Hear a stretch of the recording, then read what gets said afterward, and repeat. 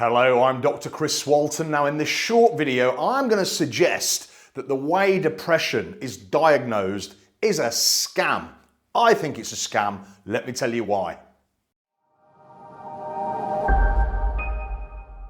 So imagine this. Imagine you get 10 people that you know and you put them in the room with a pen and paper and you say to them, write down what you think you would see in a depressed person, somebody that's depressed. What symptoms would they be experiencing?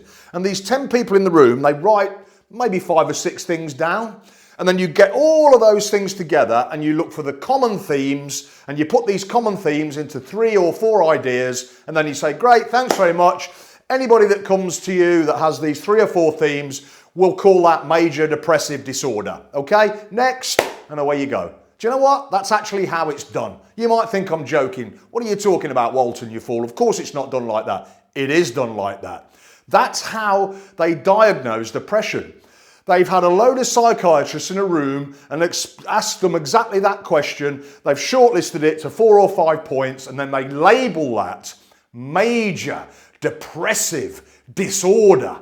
You know what? Do you know what you have to qualify for that label? For 2 weeks, you have to have low mood and you just can't get yourself out of that mood. Now, yeah, you're probably a bit down and a bit depressed, okay. But for 2 weeks, 14 days, not 10 days, not 12 days, but 14 days, you have to have a low mood and you're not really feeling up for it every day. The other aspect is you've lost interest in pleasure. Anything pleasurable to you that was pleasurable before, walking the dog, watching the telly, you just lost interest in it.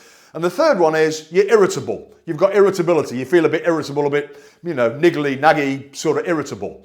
If you've got one of those, just one of those, you've lost interest in things, you've got low mood, and you're irritable. If you've got one of those things for 14 days, you're labeled with major depressive disorder.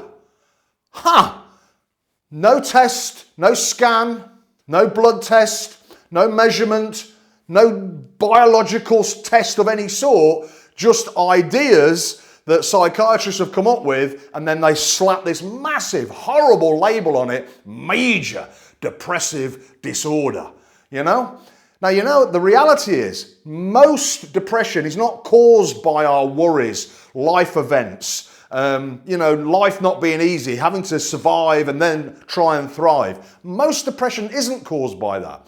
Most depression is caused by inflammation in the brain, inflammation in the body. It's caused by physiological causes that we think are mental causes because we feel it as these low moods or lack of pleasure, or we feel irritable. If you took a range of symptoms from a food intolerance, let's say you've got a food intolerance to wheat, you can feel low, you can feel sluggish, you can feel irritable, you've lost pleasure in things. Oh, you've got major depressive disorder. No, you've got intolerance to wheat that's creating inflammation in your gut, sending signals to the brain, blood flow around the brain, creating inflammation of the brain, and that's the resulting effect. That's how you feel. Well, take out the wheat out of your diet and hey, all of a sudden the inflammation subsides and you feel great again. You haven't had to have one antidepressant or see a psychiatrist or any of that stuff. So we've got to be really, really careful when people are diagnosed with depression. And the big problem with that is you're going to the doctors in white coats, the experts, and they tell you you've got major depressive disorder.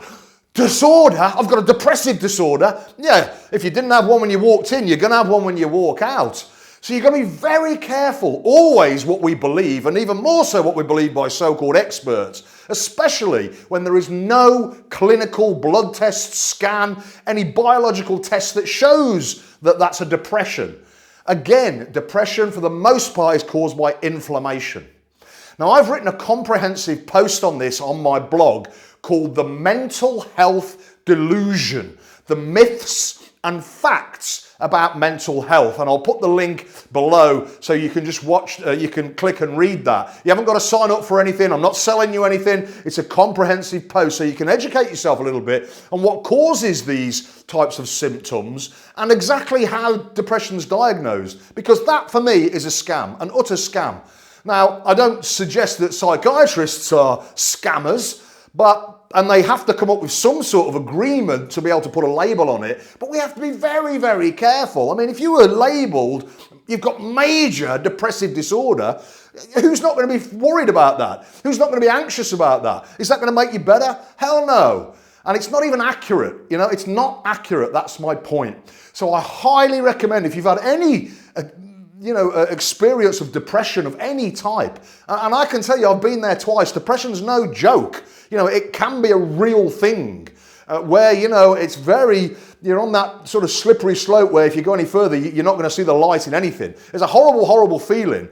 But the causes of depression are not just all about what we're worrying about. The causes are so much physiological that are not recognized. And it's easy just for psychiatrists and doctors to say, oh, here you go, here's your antidepressants. Here you go, here's your antidepressants. 8 million people in the UK where I live were prescribed antidepressants in 2021. 8 million, that's 12% of the population. And I can tell you, I reckon 95% of them don't need antidepressants. They need to change the diet, change other aspects of their physiology, remove some toxins, a whole area there that you will read in this comprehensive post that I've written. So I highly recommend you read this post and educate yourself. Just to be clear, I'm not selling you anything. You don't have to sign up for anything. It's just a link. We'll go to my blog and it'll explain everything that you need to know about mental health and its causes. I wish you well.